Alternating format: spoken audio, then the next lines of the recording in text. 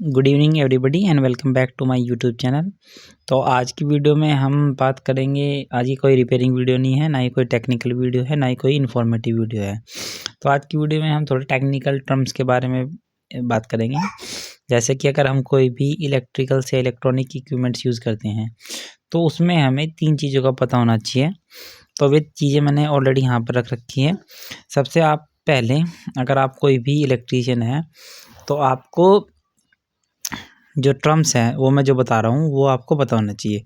सबसे पहले तो आपको पता होना चाहिए कि आर क्या होता है, ठीक है। आर क्या होता है मतलब रेजिस्टेंस क्या होती है।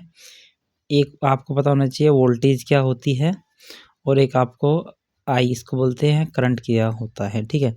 तो सबसे पहले इन 3 टर्म के बारे में बात करेंगे। तो सबसे पहले हम बात करते हैं रेजिस्टेंस। रेजिस्टेंस का मतलब होता है कि अगर कोई भी आप इलेक्ट्रिक इक्विपमेंट को अगर आप बिजली से कनेक्ट करते हैं तो वो जो है उसका रेजिस्टेंस मतलब उसका प्रतिरोध कितना है। प्रतिरोध मान सकते हैं कि उसमें अगर वोल्टेज के साथ धारा जाती है तो वोल्टेज धारा को रोकता है, तो वो जो रुकाव है उसको ही हम रेजिस्टेंस बोलते हैं। तो रेजिस्टेंस, देखो रेजिस्टेंस होता है, रेजिस्टेंस को जो हम नापते हैं, जो उसकी यूनिट होती है वो होती है ओम, और हम इसको इस तरह लिखते हैं, ठीक है। ये ओम होता है, मतलब उसमें कितना प्रतिरोध है, कितना वो करंट का प्रतिरोध कर रहा है, ठीक है, वो उसका रेजिस्टेंस होता है, ठीक है। तो हमें एक तो उस इक्विपमेंट का रेजिस्टेंस भी पता होना चाहिए। एक दूसरा जो होता है, ये दूसरे नंबर पर आता है वोल्टेज। ये जो है वोल्टेज, वोल्टेज का मतलब होता है वो कितनी, अगर हम उसके एक्रॉस कितनी वोल्टेज जा रही है। जैसे मतलब बिजली में 220 वोल्टेज आती है और उस 220 वोल्टेज से वो कितना उसकी कैपेसिटी है करंट लेने की, ठीक है। वोल्टेज को तो हम 220 वोल्टेज लिखते हैं, और धारा का मतलब होता है करंट। करंट का मतलब उसमें वो अपने हिसाब से कितना वो लोड ले रहा है। तो ये जो चीज़ें होती है, तो वी को हम लिखते हैं वोल्टेज, इसको नापेंगे हम वोल्ट में, और जो आई है इसको बोलते हैं करंट, और इसको बोलते हैं एम्पियर में हम नापते हैं। तो इन तीनों में एक रिलेशन होता है जिसका नाम है R is equal to V upon I, ठीक है, वी अपॉन आई, ठीक है। ये रेजिस्टर, ये एक फॉर्मूला होता है, ठीक है। मतलब अगर इन दोनों चीज़ों में हमें ये एक चीज़ पता है तो हम इजीली कैलकुलेट कर सकते हैं।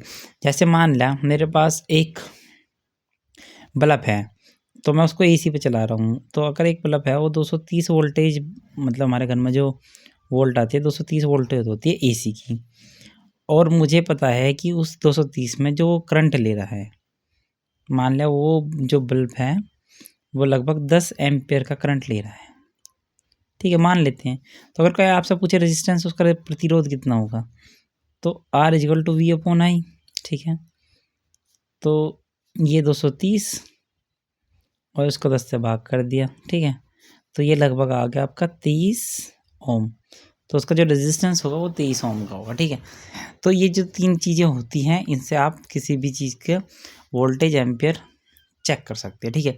जैसे मान लिया कोई 12 वोल्ट की बैटरी है, मान लिया एक करंट, मेरे पास एक 12 वोल्ट की बैटरी है और मैंने उसमें एक एलईडी लगाई। तो एलईडी जो है, मान लिया एक एलईडी लगाई मैंने, एलईडी 3 वोल्ट की, और उस एलईडी की जो एम्पियर है, मतलब वो करंट उसमें जा रहा है मिली एम्पियर में। तो मान लिया वह आपका ले रही है मिली एम्पियर, तो मिली एम्पियर मतलब 0.3, ये एम ई है, एम ए मतलब मिली एम्पियर, और हमें पूछना है, हमें उसका रेजिस्टेंस निकालना है। तो सबसे पहले आप मिली एम्पियर हैं तो उसको एम्पियर बनाओ। तो मिली एम्पियर को एम्पियर बनाने के लिए आपको क्या करना पड़ेगा, 1000 से भाग करना पड़ेगा, ठीक है। तो ये आपका ये हो जाएगा, ठीक है। तो अब मैं इसका वो निकालता हूँ, क्या resistance, R is equal to V upon I, V मतलब ये अपॉन आई, आई का मतलब ये, और यहाँ पे चली जाएगी 0 यानी 3 0, ठीक है, 3 चौक 12। तो लगभग आर इजिकल टू 1 2 3 4 4000 ओम लगभग, ठीक है, 40,000 ओम। तो इस तरह मतलब रेजिस्टेंस, जो जितना रेजिस्टेंस कम होगा उतना करंट ज़्यादा जाएगा, और जिसका रेजिस्टेंस जितना कम होगा, इसमें एक रिलेशन होता है, जैसे R is equal to V upon I है, देखो ये फिजिक्स की बात है, लेकिन फिर भी मैं आपको बता देता हूँ। मतलब कहने का मतलब है जिसका रेजिस्टेंस जितना हाई होगा उसमें उतना ही करंट कम जाएगा, और जितना करंट कम जाएगा उतना ही उसका रेजिस्टेंस हाई होगा। फिर एक फॉर्मूला और होता है पावर का, ठीक है। पावर का फॉर्मूला तो मैंने लिख रखा है यहाँ, पावर हो जाएगा। पावर का सबसे जो बेसिक फॉर्मूला, वैसे तो 3 फॉर्मूले होते हैं, तो पावर का फॉर्मूला होता है वोल्टेज गुना आई, ठीक है। ये डीसी करंट के लिए होता है, अगर मतलब डीसी करंट है, और एसी करंट के लिए होता है P = VI, क्योंकि ये चीज़ें आपको पता होनी चाहिए अगर आप काम करते हैं। तो पावर मतलब कितने वाट का है, पावर को हम P को वाट में लिखेंगे, ये वोल्टेज है और ये एम्पेयर है, ठीक है। तो मान लिया हमारे पास एक, अब मैं डीसी करंट की बात करता हूँ। तो डीसी करंट में मान लिया मेरे पास एक बल्ब है जो 12 वोल्ट से ऑपरेट होता है वो। तो अगर मैं उसको 12 वोल्ट देता हूँ और 12 वोल्ट पे उसमें जो एम्पेयर जा रही है, ठीक है, मान लिया 12 वोल्ट और उसमें एम्पेयर जो जा रही है वो मान लो उसमें 2 एम्पेयर जा रही है, ठीक है। अगर उसमें 2 एम्पेयर जा रही है तो उस कंडीशन में हमें निकालना है उसकी, तो पावर कितने वाट का हो गया। तो P = कितना होता है, V × I, V Guna I। तो V का मतलब कितना हो गया, V का मतलब 12 वोल्ट हो गया और एम्पेयर 2 होगी, तो 12 दूनी कितना होता है, 24।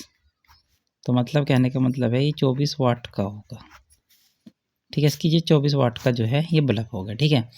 अगर लेकिन एसी जो करंट होता है, चलो वो मैं कल बता दूंगा। एसी करंट में का जो फॉर्मूला होता है वो P = होता है V Guna I cos phi, ये एसी करंट के लिए होता है, ठीक है। अब एसी करंट में cos phi को मतलब पावर फैक्टर। अगर आप एसी करंट के बारे में पावर फैक्टर जानना चाहते हैं तो मैं कल की वीडियो में आपको पूरे अच्छे से तो बता दूंगा कि पावर फैक्टर क्या होता है, और 3 तरह के इसमें लोड लेके चलेंगे हम, उन लोड के बारे में मैं आपको कल बता दूंगा, ठीक है। आज की वीडियो में इतना ही। लेकिन अगर आप कोई भी इलेक्ट्रिसिटी या इलेक्ट्रिकल से इलेक्ट्रॉनिक्स का काम करते हैं तो आपको इनके बारे में पता होना चाहिए। रेजिस्टेंस क्या है, वोल्टेज क्या है, एम्पेयर क्या है, पावर क्या है, वोल्टेज क्या है, एम्पेयर क्या है, ये सभी आपको पता होना चाहिए।